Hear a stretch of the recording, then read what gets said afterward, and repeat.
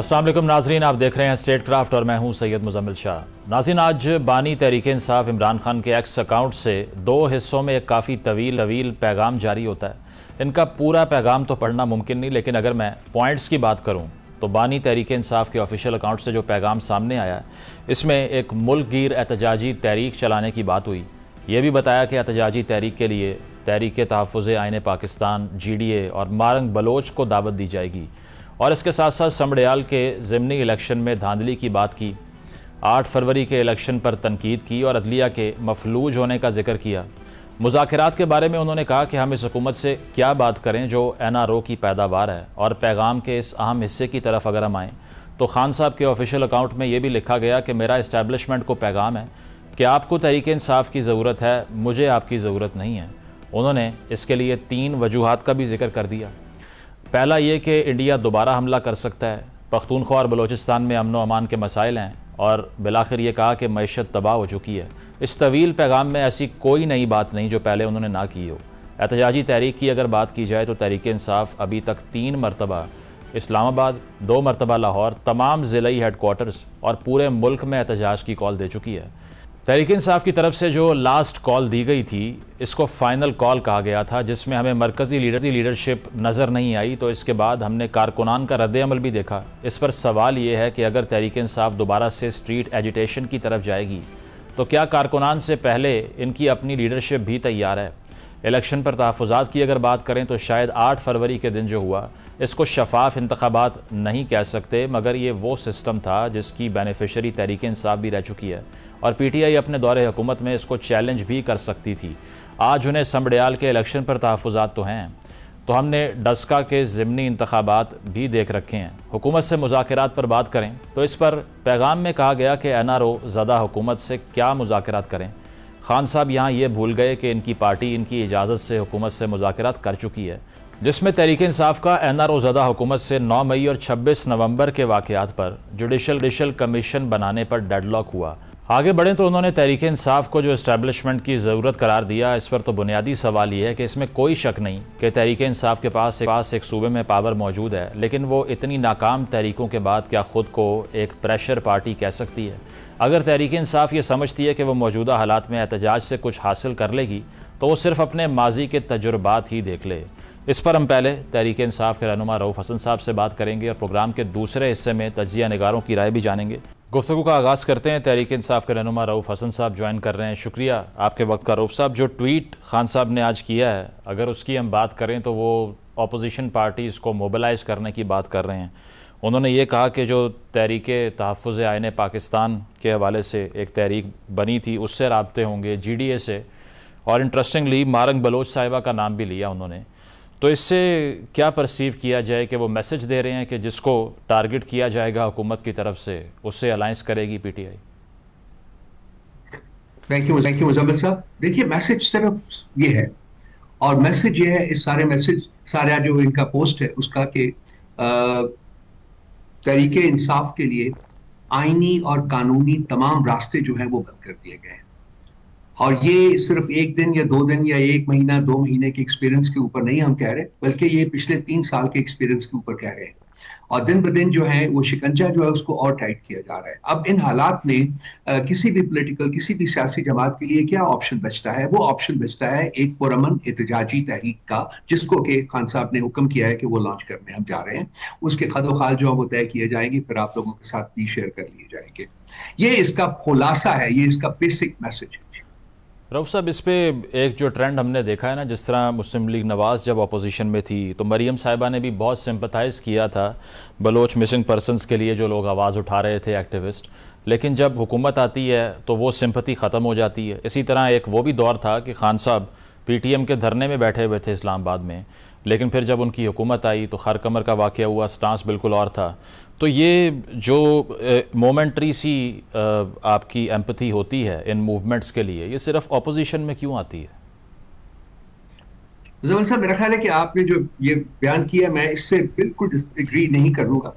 3 साल से पार्टी के साथ क्या हो रहा है? 2 साल से तकरीबन खान साहब जेल में बैठे हुए हैं। क्या ये मोमेंट्री कमिटमेंट है टू अ कॉज? क्या ये रिफ्लेक्ट करता है? अगर खान साहब निकलना चाहते तो क्या निकल नहीं चाहते थे? जैसे शरीफ निकले हैं, जैसे जरदारी निकले हैं, जैसे बाकी निकले। ये एक बड़ी डीप रूटेड कमिटमेंट है to the cause of democracy and constitution in Pakistan. ये कोई मोमेंट्री नहीं है रियलाइजेशन। और दूसरी बात है, हमारे वक्त में जब 4 लॉन्ग मार्चेस हुए थे, हमने चारों को वेलकम किया था। क्या नेट हमने डाउन किया था? क्या हमने सड़कें बंद की थी? क्या हमने वो बाकी फस्तायत, जुल्म और जबर का मुजाहरा किया था जो कि हमारे ऊपर, हमारे जो जलसे जुलूस हैं उनके ऊपर किया गया है? एक मेमथ डिफरेंस है उस वक्त के हालात में और आज के हालात में, लेकिन अनफॉर्चुनेटली वो नजर पता नहीं क्यों नहीं आता। तो ये बिल्कुल मैं स्ट्रांगली असर्ट करूंगा, this is not a momentary commitment. Khan साहब की डेमोक्रेसी के लिए बहुत सैक्रिफाइसेस हैं। अकेली जमात है पीटीआई जो कि एक स्ट्रगल के तहत वजूद में आई है, ये कहीं और नहीं आई। मैं कोई लफ्ज नहीं यहाँ कहूंगा, I don't want to sort of embitter the environment, लेकिन ये हकीकत कि ये एक सियासी जद्दोजहद के नतीजे में तश्कील पाने वाली पॉलिटिकल पार्टी, अकेली पॉलिटिकल पार्टी है जो सियासी जद्दोजहद के नतीजे में तश्कील पाई। लेकिन इससे आगे जिस तरह आप सियासी जदोजहद की बात कर रहे हैं रऊफ साहब, तो मूविंग फॉरवर्ड आपको रिलीफ की उम्मीद सियासी जदोजहद से ही है, क्योंकि जब बात की जाती है इस्टेब्लिशमेंट से गुफ्तगू हो जाएगी, और जिस तरह इस ट्विटर जो पैगाम है इसके अंदर भी कहा गया है, अब मुज़ाकरात का पैगाम कभी आता है कभी विड्रॉ हो जाता है। इस बार वो कह रहे हैं कि इस्टेब्लिशमेंट को हमारी नहीं ज़रूरत है, बेसिकली हमें उनकी ज़रूरत नहीं है। तो फिर स्टांस है क्या? बैरिस्टर गौर साहब कॉन्ग्रेचुलेट करते हैं फील्ड मार्शल बनने पे आर्मी चीफ को, खान साहब कुछ और कह रहे हैं। स्टांस बड़ा कंसिस्टेंट रहा है एस्टेब्लिशमेंट के साथ बातचीत के बारे में। मेरा नहीं ख्याल मुजम्मिल साहब को स्टांस बतला। आप कुछ मेरे काउंटलेस आप प्रोग्राम्स देख लीजिए।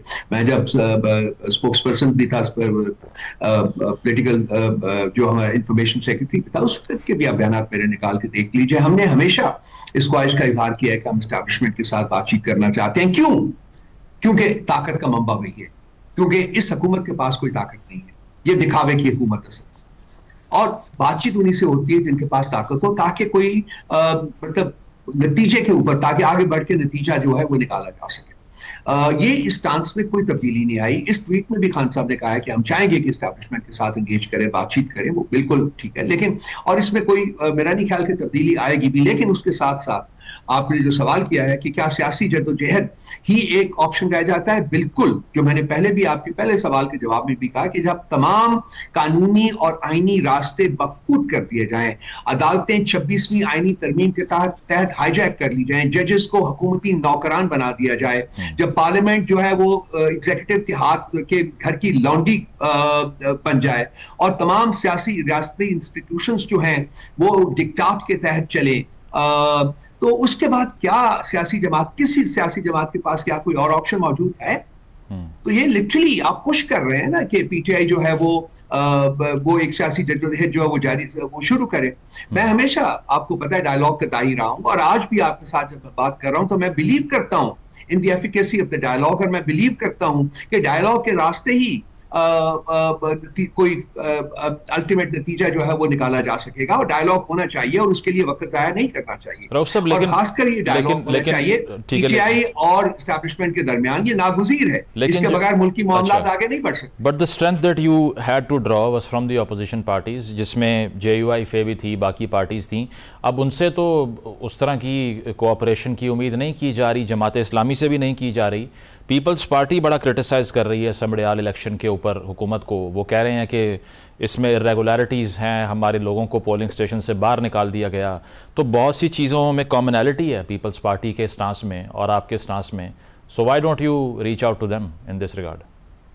वो बहुत दफा उन्होंने भी हमसे रब्ता किया है, लेकिन ये हाइपोथेटिकल क्वेश्चंस में मैं नहीं पढ़ूंगा, वो देखा जाएगा। लेकिन हमारा जो एक फर्म स्टांस रहा है पहले दिन से, वो ये कि ये तमाम जिन्होंने के इलेक्शन जो है चोरी किया है, उनके साथ हम एंगेज नहीं करेंगे।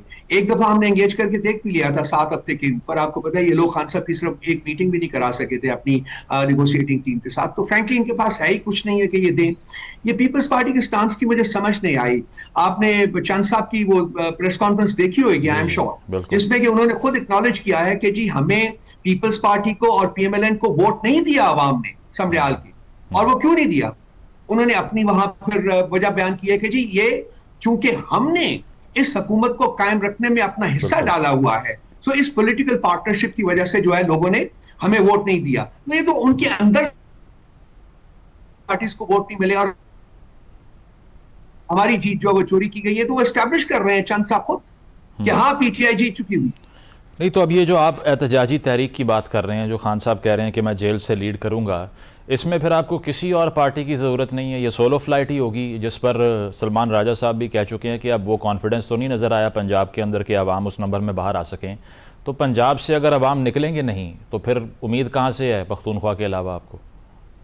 ये मिसपरसेप्शन है कि जी अवाम नहीं निकलेंगे, अवाम निकलेंगे। देखिए सियासी इत्तेहाद है वो होया हुआ है तहफ़्फ़ुज़ आईन पाकिस्तान के नाम से, ठीक है, उसमें 6 पार्टीज शामिल हैं। वो पार्टीज तो हमारे साथ चलेंगी, जो कि खान साहब ने भी इंदिया दिया है कि वो पार्टी, उसका प्लेटफॉर्म जो है वो मौजूद है और उस प्लेटफॉर्म से ही लेकिन इसके साथ साथ और भी GDA है और वगैरह इस किस्म की और भी पॉलिटिकल पार्टीज हैं या पॉलिटिकल पर्सनालिटीज हैं जिनकी रेलेवेंस है इस वक्त के पॉलिटिकल एनवायरनमेंट में, उनकी मदद भी ली जाएगी। तो मेरा ख्याल है कि काफी एक बड़ा जो कोलिशन है वो अच्छा इसके आगाज से पहले इस पे रऊफ साहब, ये कल 5 जून की जो तारीख है, बहुत लोगों ने ये कहा, बैरिस्टर गौहर ने भी ये बात की कि ये तो खान साहब की रिहाई का दिन होगा। ये इस तरह के अल्टीमेटम्स क्यों दिए जाते हैं जो जब मटेरियलाइज नहीं होते तो फिर जवाब नहीं होता? तो बेहतर नहीं है कि इनको अवॉइड ही किया जाए ताकि जब ये तारीखें आ जाएं और लोग सवाल करें तो कोई रैशनल जवाब तो होना चाहिए इसका?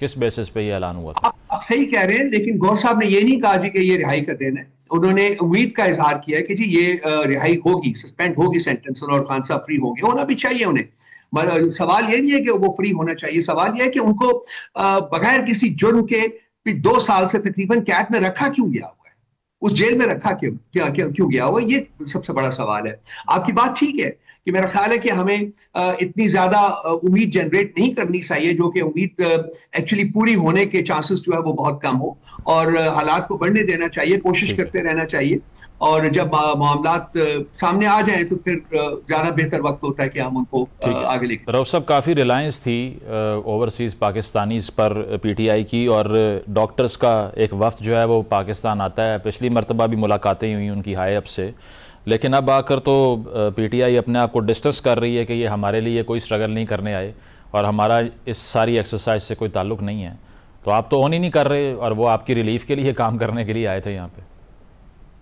देखिए, हमने कभी भी ओन नहीं किया मुजम्मिल साहब। हमने कहा है कि ये इसमें PTI का डायरेक्ट कोई अमल दखल नहीं है, ये डायस्पोरा का काम है, डायस्पोरा कर रहा है। उस डायस्पोरा का एक प्रेडोमिनेंट मेजॉरिटी जो है वो PTI को सपोर्ट करती है, हम उसके लिए मशकूर हैं उनकी, लेकिन इस सारे अमल में हमारा कोई अमल दखल नहीं है। हमने ये विजिट ऑर्गेनाइज नहीं किया, ना हम इसके लिए हमने किसी से बात की है। अब वो जो कर रहे हैं मुल्क के जो मसाइल है उनको हल करने के लिए, उनका एक अपना नुक्ता नजर है, उनका एक अपना पैराडाइम है, एक उनका एक तरीका है जिसके ऊपर वो देख रहे हैं, और वो अपने तरीके से इसको मसाइल को हल करने की कोशिश कर रहे हैं। तो हम ओवरऑल उसको वेलकम करते हैं कि जी कोई भी किसी तरीके से ये जो इस वक्त मुल्क जो है वो जामिद होने की कंडीशन में बैठा हुआ है, इसमें मूवमेंट आए, ये आगे बढ़े, और ये उसी वक्त होगा जबकि मामलात जो है वो तय हो। तो लेकिन as I said, I reiterate कि हमारा इसके साथ डायरेक्ट कोई अमल दखल। रऊफ साहब, ये अलीमा साहिबा का भी जो बयान था कि आपको हमारे भाई से चाहिए क्या, गिव एंड टेक के लिए हम तैयार हैं। खान साहब ने कुछ अर्सा पहले ये कहा था मेरे नाम को क्रॉस कर दिया गया है। अब अगर इस्टेब्लिशमेंट से बातचीत की ऑफ़र मौजूद है और बातचीत नहीं हो रही, तो ऑब्वियसली इट्स एविडेंट कि इस्टेब्लिशमेंट की तरफ से ही स्टेप फॉरवर्ड नहीं लिया जा रहा। आपकी असेसमेंट क्या है कि क्या वजह है कि ये मुज़ाकरात के दरवाज़े, बातचीत के दरवाज़े बंद हो गए हैं? और जो अलीमा साहिबा का सवाल है उसका ज़रा आप भी जवाब दे दीजिए कि चाहिए क्या और कसूर क्या है जो पूछ रहे हैं। मैं ज्यादा स्पेकुलेशन में नहीं जाऊंगा मुजम्मिल साहब। जो एक कॉन्क्रीट किस्म की एक एनालिसिस की जा सकती है उस पर हम कर लेते हैं। फ्रैंकली मुझे भी नहीं समझ आई कि जी खान साहब से, लेकिन जो चीजें सामने आ रही हैं उसके मुताबिक वो यही चाहते हैं कि जी ये सिस्टम जो है ये चलता रहे, और उसके लिए वो खान साहब को चाहते हैं कि आप अभी चुप करके बैठ जाएं, ये करें वो करें, और कोई अपनी कोई सियासी तहरीक वगैरह जो है वो ना करें। वो बहुत सारी ऑफिस वगैरह मौजूद है, मैं उसमें नहीं जाऊंगा, उसको डिस्क्राइब भी नहीं करूंगा बिकॉज उसका भी कोई फायदा नहीं है। लेकिन पॉइंट ये है कि एक सियासी तहरीक, एक सियासी पॉलिटिकल पार्टी जो है, क्या ये सारी सेक्रीफाइस करने के बाद over a period of 3 years हम भी शरीफों और ज़तारियों की तरह ही बिहेव करें कि जी ठीक है डील करके बाहर चले जाएं? खान साहब आज जा सकते हैं, कल जा सकते हैं, जब चाहे जा सकते हैं, आज से बहुत देर पहले बाहर आ सकते हैं, लेकिन उन्होंने एक असूली फैसला किया कि नहीं, मैंने पाकिस्तान के लिए आइन और कानून की सुप्रीमेसी के लिए लड़ाई लड़नी है, और वो 2 साल से खुद जेल में है। ये आसान काम नहीं है भाई, बहुत मुश्किल काम है, ये सेक्रीफाइस करना बहुत मुश्किल काम है। ये है वो डिफरेंस जो कि पीटीआई और खान साहब की जात और बाकी हमारे जो डमी किस्म के पॉलिटिकल लीडर्स हैं उनके दरमियान है।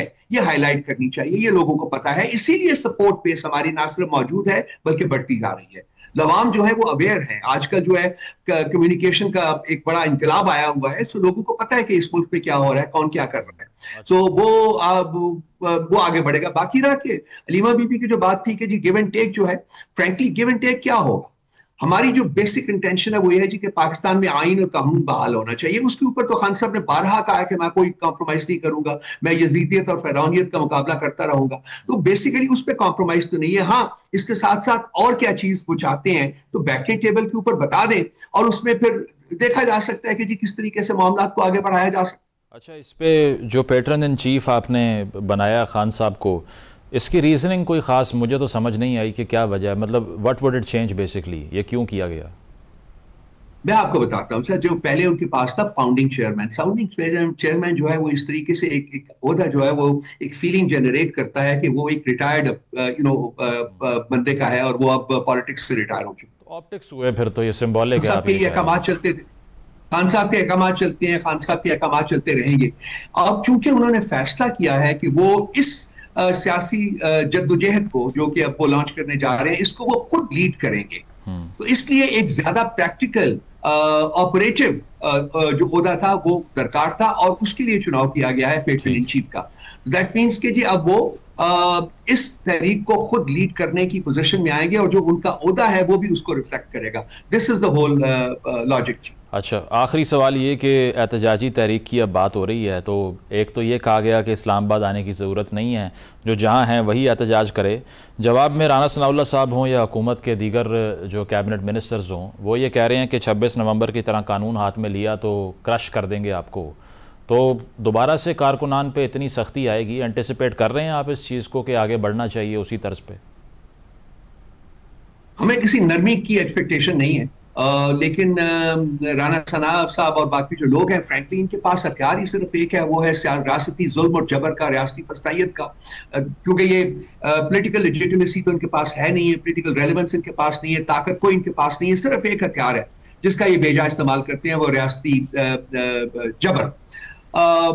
ये मुल्कगीर एहतजाज होगा मुजम्मिल साहब, और लाजमी बात है खान साहब ने क्लियर किया है कि जी हम कोई एक जगह को फोकस नहीं करेंगे, बी दैट डी चौक और सम अदर प्लेस, हम सारे मुल्क में मुख्तलिफ लेवल्स के ऊपर ये एहतजाज जो है वो शुरू करेंगे और इसमें सारे मुल्क से लोग जो है वो इसमें शिरकत करेंगे। तो ये किसी एक जगह के ऊपर हमारा काट नहीं होगा बल्कि सारे मुल्क में हमारा काट। ठीक है, बहुत बहुत शुक्रिया। रऊफ हसन साहब हमारे साथ मौजूद थे, कहा कि स्ट्रीट मूवमेंट शुरू की जाएगी और पूरे मुल्क में ये एहतजाजी तहरीक इसको फैलाएगी, तहरीक इंसाफ अपने मुतालिबात के लिए।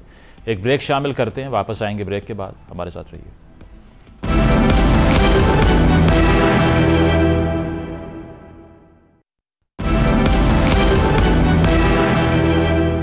वेलकम बैक नाजरीन। तहरीक इंसाफ की तरफ से दो किस्म के बयानी है जिसमें मज़ामत और मफामत दोनों की एक ही वक्त में बात की जाती है, और ये जो मुज़ाकरात इस्टेब्लिशमेंट से हो नहीं पा रहे, इसकी वजूहात क्या हैं? क्या ये कन्फ्यूजन है पीटीआई की या हिकमत अमली है? इस पर बात करते हैं। हफीजुल्लाह नियाज़ी साहब मौजूद हैं, सीनियर सहाफ़ी हैं, तजिया निगार हैं, और अतर काज़मी साहब ज्वाइन कर रहे हैं, आप भी सीनियर सहाफ़ी तजिया निगार हैं। दोनों का बहुत बहुत शुक्रिया।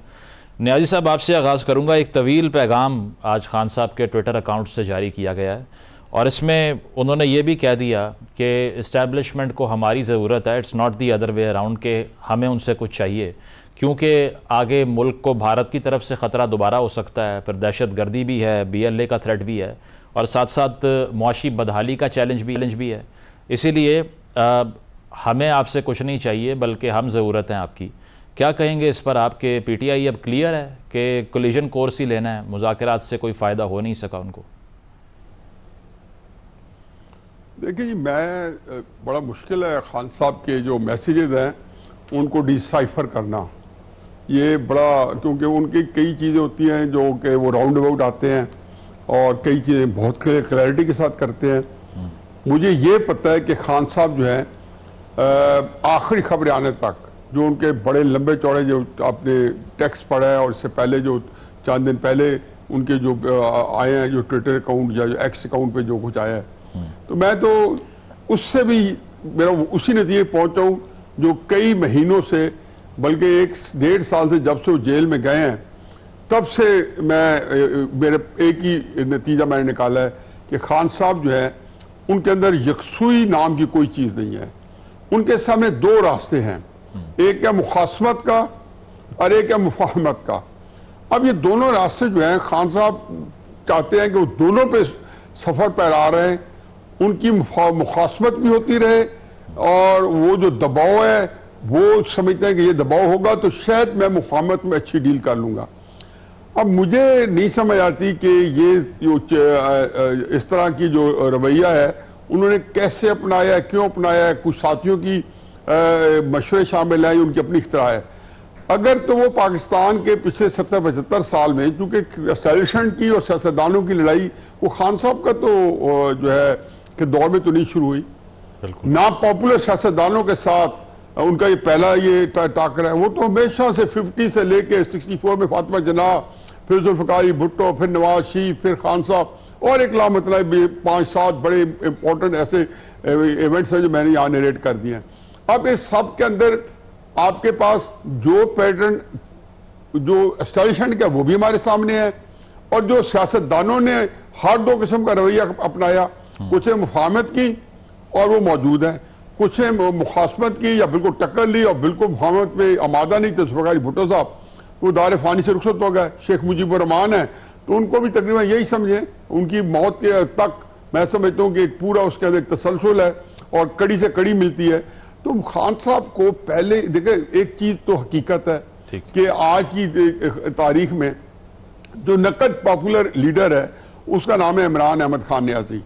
अब जब आपको अल्लाह ने इतनी पॉपुलैरिटी दे दी है, आपके साथ पब्लिक ओपिनियन है, तो उसको आपने उससे आप क्या अपनाना चाहते हैं, मुफाहमत भी कर सकते हैं और मुखासमत भी कर सकते हैं। ठीक, लेकिन दो रवैया नहीं कि 2 हफ्ते पहले आपकी बहन ने जब आगे मुजदा सुनाया कि जी हम जो है खान आप हमें बताएं कौन सी शराइत है और हम पूरी वो सारी शायद पूरी करेंगे।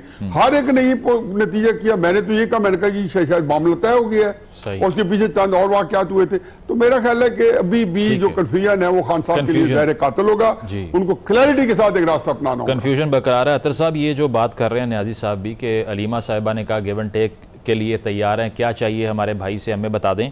लेकिन ऑन द कॉन्ट्ररी अभी ये कहा जा रहा है कि पूरे मुल्क में तहरीक चलेगी, मैं जेल से लीड करूंगा। पैटर्न इन चीफ भी वो बन गए और उन्होंने ये कहा कि ये जो अलायंस हमारी बनी थी तहरीक तहफ़्फ़ुज़ आईन पाकिस्तान, इसको भी बहाल किया जाएगा और मारंग बलोच से भी बात की जाएगी। तो इन दोनों में से किस बयान को ठीक समझें कि गिव एंड टेक वाला बयान ठीक था, ये ठीक है? देखिए ये तो कहना मुश्किल है कि जी कौन सा बयान ठीक है या क्या नहीं। जो भी बयानात हैं वो हमारे सामने हैं। टू बी ऑनेस्ट 2 साल से वो जेल के अंदर हैं, इसमें तो कोई दो राय नहीं कि उनकी मामलात हल नहीं हो सक रहे हुकूमत से या आप इस्टेब्लिशमेंट से कह लें, मामलात वैसे ही हैं जैसे पहले भी चल रहे थे। अब इमरान खान साहब के बयानात का भी जिक्र होता है, उन्होंने कौन सा रास्ता चुनना है इस चीज का भी जिक्र होता है, लेकिन हुकूमत ने या हुकूमती इदारों ने कौन सा रास्ता चुनना है वो भी बड़ा इंपॉर्टेंट है ना। आप देख लें कि इस सारे अरसे के दौरान क्या कोई ऐसी सिग्नलिंग हुकूमत की तरफ से हुई? आप देख लें उमर अयूब साहब के खिलाफ रेफरेंस जा चुका है, उनके एक MNA को 9 मई के मुकदमे में सजा हो चुकी है, उनकी ख्वातीन रहनुमा जो हैं उनको लेके दीगर रहनुमा जो हैं वो जेलों के अंदर हैं। तो दोनों तरफ से वो रास्ता तो बिल्कुल क्लियर है। कहीं से भी हुकूमत ने भी कोई ऐसा सिग्नल नहीं दिया कि वो खान साहब से मामलात को हल करना चाहते हैं या उनकी ख्वाहिश है कि चीजें काम डाउन हो। तो मुझे नहीं लगता कि फिलहाल कोई मामलात इस तरह हल होंगे। हाँ, क्या ये सिर्फ इमरान खान साहब की जरूरत है कि मामलात हल हो? नहीं, ये दोनों की जरूरत है। इसी वजह से अमेरिका तक से लोगों को बुलाया गया, उनको जेल के अंदर भेजा गया। यहां तो इमरान खान के वकील जेल में नहीं जा सकते, उनकी बहनें जेल में नहीं जा सकती, लेकिन अमेरिका से लोगों को बुला के भेजा गया कि उनको कहा जाए कि आप चीजों को इस तरीके से सेटल कर लें। तो मेरे ख्याल में चीजों को सेटल करना दोनों साइड की जरूरत है। क्या फिलहाल ये चीजें सेटल हो रही हैं मुजम्मिल साहब? मुझे लगता नहीं है कि मुस्तकबिल करीब में कोई मामला हल नहीं। तो फिर एहतजाज ही अगर करना है तो राना सनाउल्लाह साहब क्लियर कर चुके हैं, गवर्नमेंट क्लियर कर चुकी है, कानून हाथ में लेंगे तो हाई हैंडेडनेस होगी, क्रश कर देंगे उसको। तो वो कॉन्फिडेंस है PTI को कि पंजाब से अवाम निकल, सॉरी जरा आपकी आवाज कट गई थी जरा। हाँ, मैं ये कह रहा हूँ कि वो कॉन्फिडेंस है PTI को कि एहतजाज की सूरत में लाहौर से अवाम बाहर निकल आएंगे, पंजाब से निकल आएंगे? देखिए अभी आप रीसेंट हिस्ट्री को देखें तो वो तो लगता नहीं है। पंजाब के अंदर मुझे तो कोई बड़ी तहरीक नजर नहीं आ रही, इसलिए कि पहले भी आप छोटी ईद से पहले भी कहा गया कि एक बड़ी तहरीक चलाई जाएगी, पर उस तरह हमें लोग बाहर निकलते नजर नहीं आए। लेकिन क्या खैबर पख्तूनख्वा से निकलेंगे? जी यकीनन वहां से निकल आएंगे। अब ये तहरीक उन्होंने किस नौयत की चलानी है?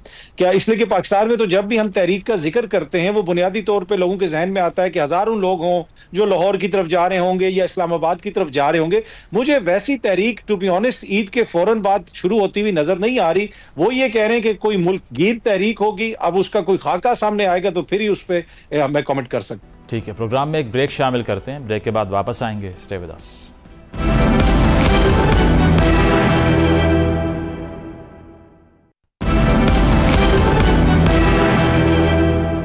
वेलकम बैक नाजरीन, डिस्कशन को कंटिन्यू करते हैं। न्याजी साहब, ये अतर साहब भी ये बात कर रहे हैं कि गवर्नमेंट भी इस पर क्लियर है कि वो भी बातचीत करना उनका इंटरेस्ट नहीं है। तो ट्वीट में ये भी न्याजी साहब लिखते हैं खान साहब कि इम्तिहान सबका है, मैं जेल काट सकता हूं तो आपको भी डरना नहीं चाहिए और पार्टी सब ने बनाई है, दलेरी का मुजाहरा करें। मुझे ये ऑफ़र की गई कि आप 3 साल खामोश होकर बनी गाला बैठ जाएं तो आपको रिलीफ मिल जाएगा। मैंने ठुकरा दिया। नवाज शरीफ ने इस ऑफ़र को एक्सेप्ट किया, 10 साल खामोश बाहर बैठे रहे।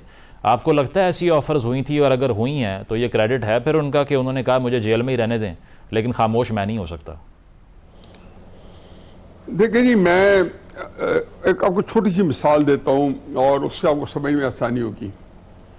मेरा और इमरान खान साहब जो थे, हमारे दरमियान से किसी ज़माने में हवा नहीं गुजर सकती थी।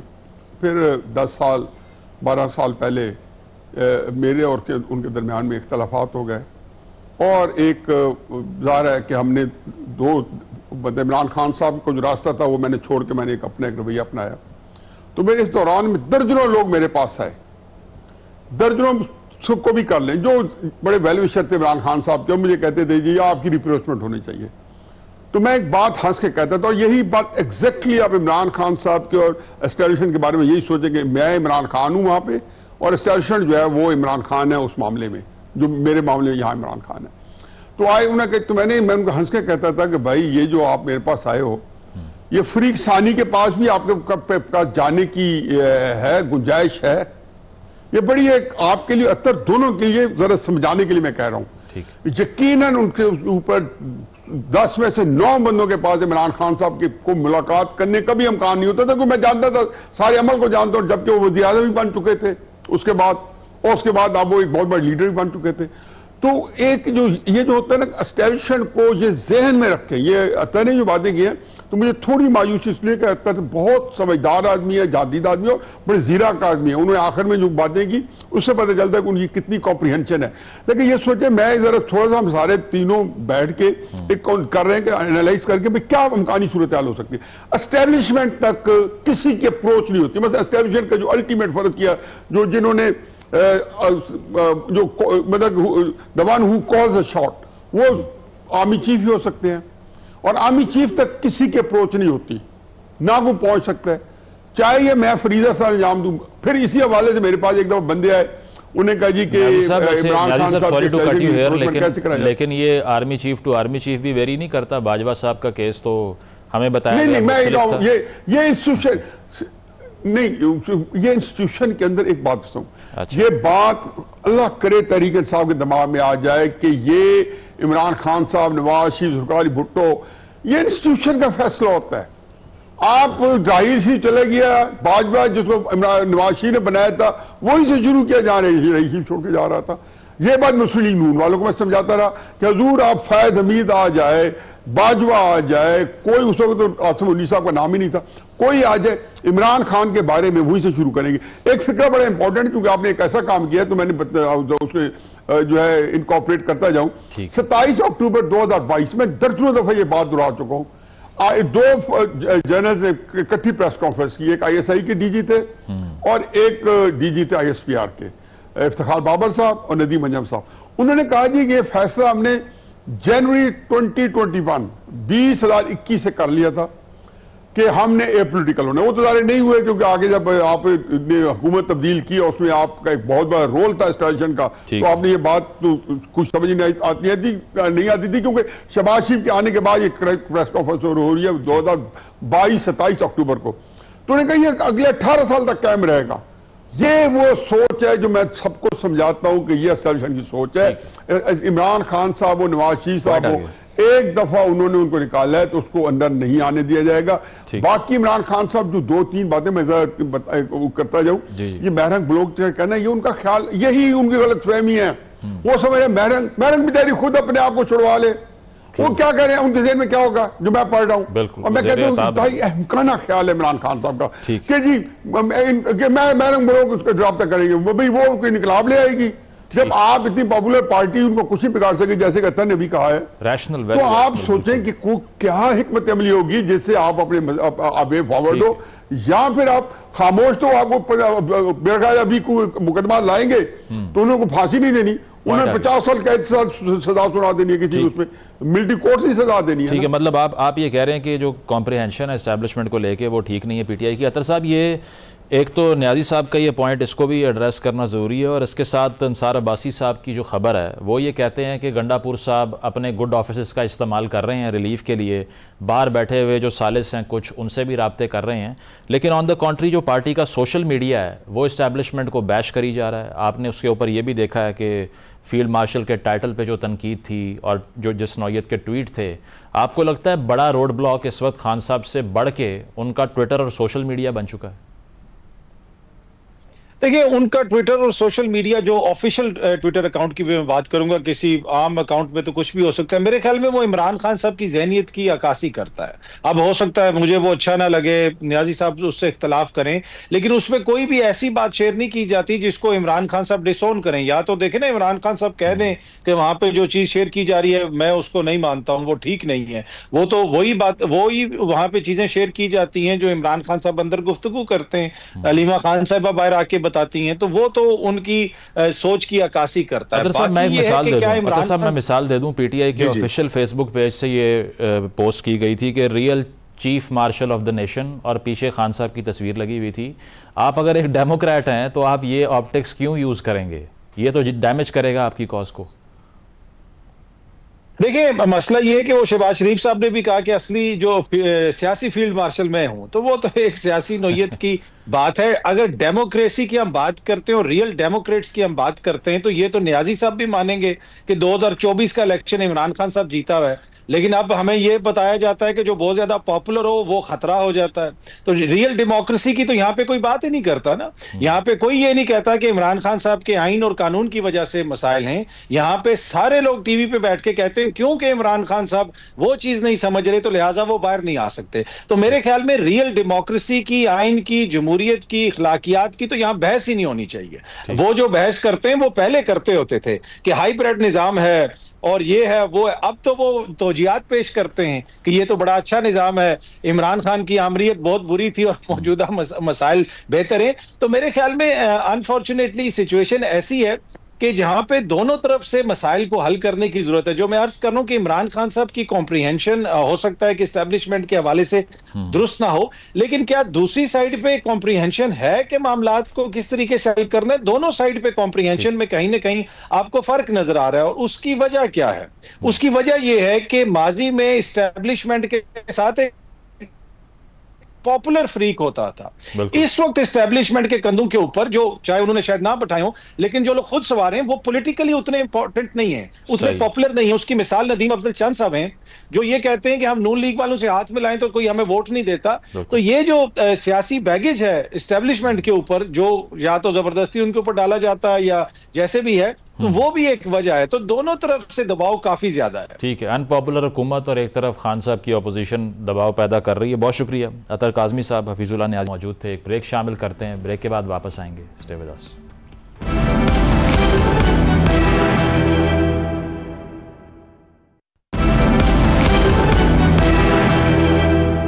नाज़रीन, प्रोग्राम आपने मुलाहिज़ा किया, फीडबैक ज़रूर दीजिएगा। इजाज़त दीजिए, अल्लाह हाफ़िज़।